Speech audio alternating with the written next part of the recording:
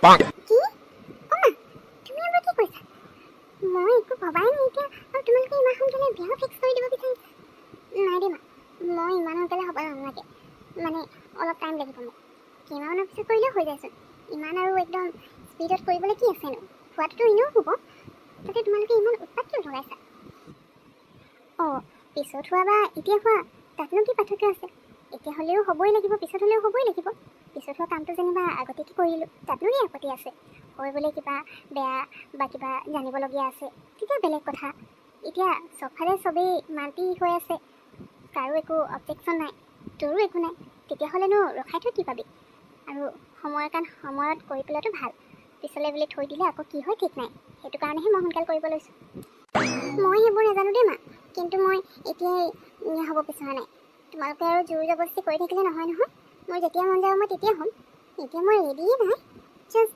ল'ৰাজন আহিছেহে তোমালোকে ভালকৈ কথা পাতিবলৈতো দিয়া মোক ভালকৈ বুজিবলৈ দিয়া অলপ লগত ওলাই মেলি যাবলৈতো লাগে বিয়াৰ পিছত আৰু ক'ত সেইবোৰ হ'ব আৰু বিয়াৰ আগতে জানি নল'লে মানে পিছত প্ৰব্লেমহে হয় সেইটো কাৰণেহে মই কৈছোঁ তোমালোকে আৰু 3-4 মাহ ৰৈ দিলেনো কি হয় বা তই অলপ বেছি কৰ দেই ইমাননো হেৰি কৰি থাকিবলৈ কি আছে সোনকালে হৈ গ'লে কিনো বেয়াডাল হ'ব ইমান ভাল ল'ৰা এটা পাইছোঁ সেইকাৰণে সোনকালেহে কৰিব লাগে পিছত কি হয় কোনে জানে তাৰ যদি আকৌ বেলেগ ছোৱালী পচন্দ লাগি যায় তোক যদি বিয়া নাপায় তেতিয়া আৰু বেছি দুখ কৰি বহি থাকিবি এতিয়া সেইকাৰণে আমি সোনকালে হৈ যাবলৈ কৈছোঁ তই আৰু সদায় এনেকৈ থাকিম বুলি ভাবিছ নি তোৰ বয়স এতিয়া ৰৈ থকা নাই হ'ব সেইকাৰণেহে হ'ব মাকে ভাইটি কৈছে তেনেকৈ তই অলপ বেছি কৰিছ তোৰ মুখখন অকণমান বেছিয়ে চলে তইনো কি বুজি পাবি তইতো ল'ৰা মানুহ হ'লে তই নিজৰ ঘৰতে থাকিব পাবি আমাৰ ছোৱালীবোৰৰহে প্ৰব্লেম বিয়া হৈ নতুন বেলেগ এখন ঘৰলৈ গুচি যাব লাগিব তাত সিহঁতৰ নীতি নিয়ম মতে থাকিব লাগিব উঠ ক'লে উঠ বৰ ক'লে বৰ তেনেকৈ তহঁতেতো সেইবোৰ নাপাওঁ নহয় সেইকাৰণে বুজিও নাপাওঁ অকল মাৰ লগত কথা ক'বলৈহে জানিবি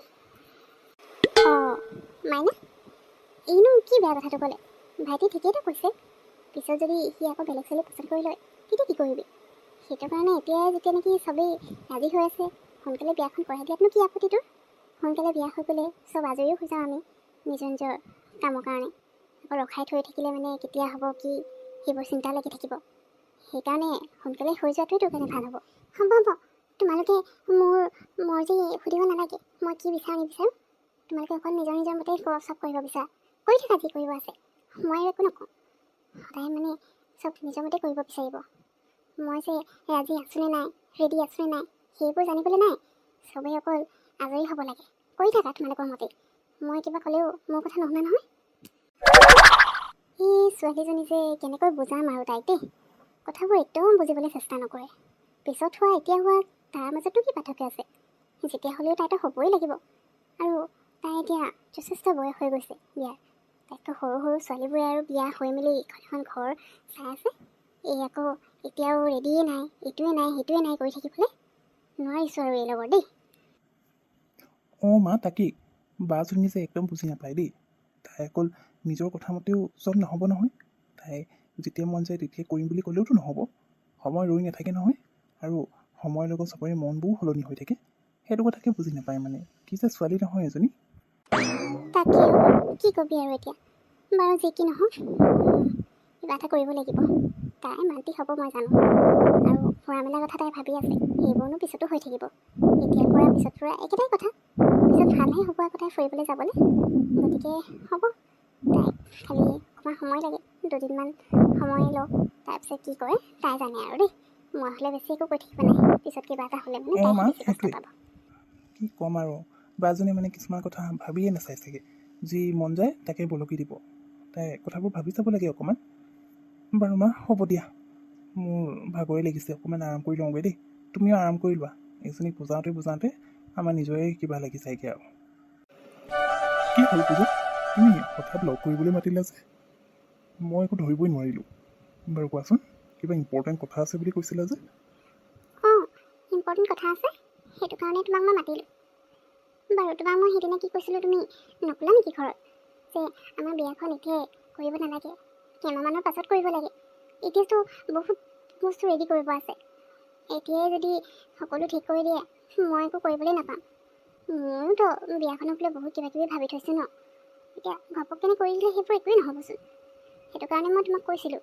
তুমি কি ঘৰৰ মানুহৰ লগত কথা নাপাতিলা নি অঁ মই পিছে একো ডিছকাছ নাই কৰা একচুৱেলি চবেই বিয়াখনক লৈ ইমান এক্সাইটেড হৈ আছে, যিমান পাৰে সোনকালে বিয়াখন হোৱাৰ কথা ভাবিছে। গতিকে মই এইখিনি কথা কোৱাটো প্ৰয়োজনবোধ নকৰিলোঁ, সেইবাবে নক'লোঁ। আৰু কিয়, তোমাৰ মন নাই নেকি মোৰ লগত বিয়া হ'বলৈ? যদি মন আছে, এতিয়া হোৱা বা পিছত হোৱা একেটাই কথা ন। গতিকে তাততো আপত্তি কৰিবলগীয়া কি? আৰু যি যোগাৰ কৰিব আছে এইকেইদিনত কিয় নহ'বনো? ভালেমান সময় আছে আমাৰ হাতত। গতিকে এইখিনি সময়ত আমি ধুনীয়াকৈ ৰেডি কৰি ল'ব পাৰিম। অঁ, তাৰমানে তুমিও একে পানীৰে মাছ হয়।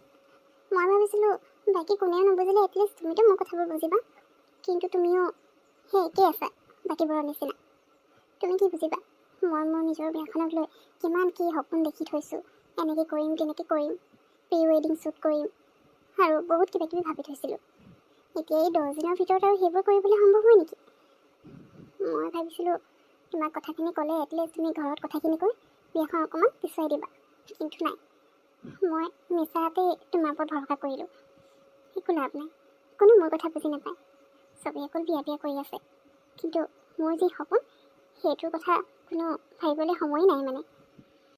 অঁ পূজা, তেনেকৈনো কিয় কৈছা? তোমাৰ সপোনৰ কথা কিয় নাভাবিম আকৌ? মই জানো তুমি বহুত কিবা কিবি ভাবি থৈছা, আৰু যি ভাবিছা সেই গোটেইবোৰ তোমাৰ মতেই হ'ব। মাত্ৰ বিয়াখন সোনকাল কৰা হ'ব। পিছুৱাই দিবলৈ এতিয়া মোৰো মন নাই। ময়ো যিমান সোনকালে হয় সেইটোৱে বিচাৰিছোঁ। গতিকে বাকী তুমি যেনেকৈ ভাবিছা, যেনেকৈ যি কৰিম বুলি, সেই গোটেইবোৰ হ'ব তোমাৰ মতে। তাতনো এতিয়া চিন্তা কৰিবলৈ কি আছে? মই ইমানো বেয়া নহয় যে তোমাৰ কথাবোৰ মই ভাবি নাচাওঁ। গতিকে তুমি টেনশ্যন নল'বা, বছ তুমি হাঁ বুলি কৈ দিয়া, বাকী চব মোৰ ওপৰত এৰি দিয়া।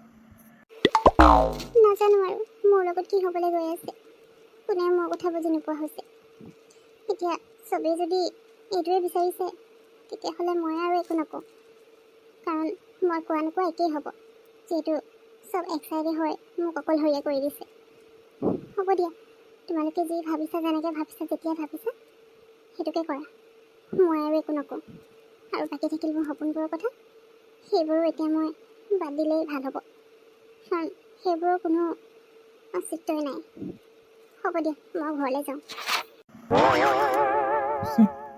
পূজাই কিয় বাৰু মোৰ ওপৰত বিশ্বাস কৰিব পৰা নাই? তাই যেনেকৈ যি ভাবিছে মই ঠিক তেনেকৈয়ে সকলোবোৰ কৰিম বুলি কৈছোঁ। তাৰপিছতো তাই ইমান মন বেয়া কৰি আছে।